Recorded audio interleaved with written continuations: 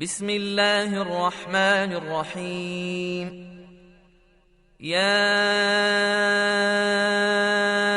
أيها النبي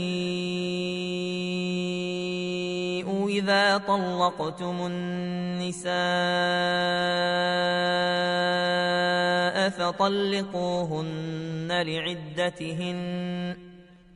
فطلقوهن لعدتهن وأحصوا العدة واتقوا الله ربكم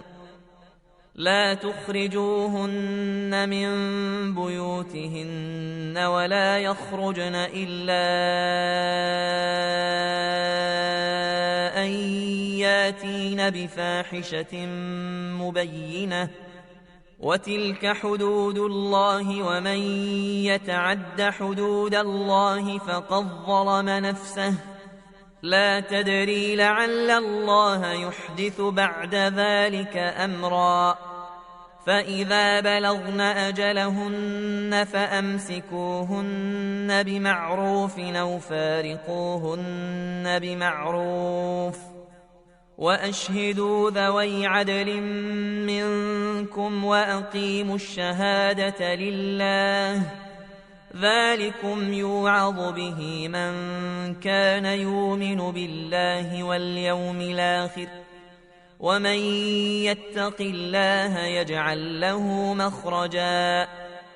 ويرزقه من حيث لا يحتسب ومن يتوكل على الله فهو حسبه إن الله بالغ أمره قد جعل الله لكل شيء قدرا واللائي يئسن من المحيض من نسائكم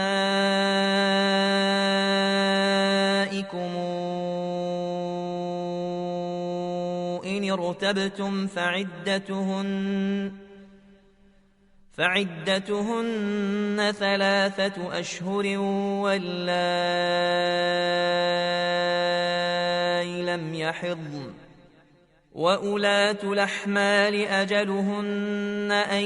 يضعن حملهن ومن يتق الله يجعل له من أمره يسرا ذلك أمر الله أنزله إليكم ومن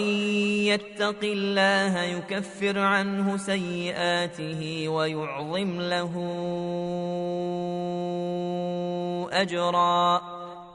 أسكنوهن من حيث سكنتم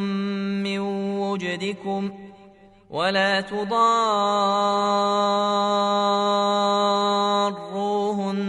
لتضيقوا عليهن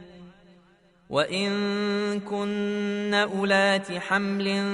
فأنفقوا عليهن حتى يضعن حملهن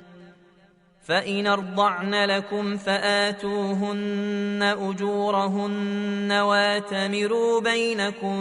بمعروف وإن تعاسرتم فسترضع له أخرى لينفق ذو سعة من سعته ومن قدر عليه رزقه فلينفق مما آتاه الله لا يكلف الله نفسا إلا ما آتاها سيجعل الله بعد عسر يسرا وكأي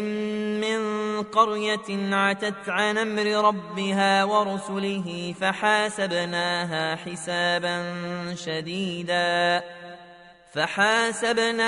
حسابا شديدا وعذبناها عذابا نكرا فذاقت وبال أمرها وكان عاقبة أمرها خسرا أعد الله لهم عذابا شديدا فاتقوا الله يا أولي الألباب الذين آمنوا قد أنزل الله إليكم ذكرا رسولا يتلو عليكم آيات الله مبينات ليخرج الذين آمنوا وعملوا الصالحات من الظلمات إلى النور ومن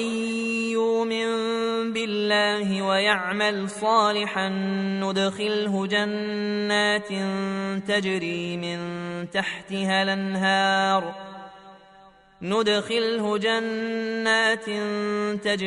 من تحتها الأنهار خالدين فيها أبدا قد أحسن الله له رزقا الله الذي خلق 7 سماوات ومن الأرض مثلهن يتنزل الأمر بينهن لتعلموا أن الله على كل شيء قدير وأن الله قد حاط بكل شيء علما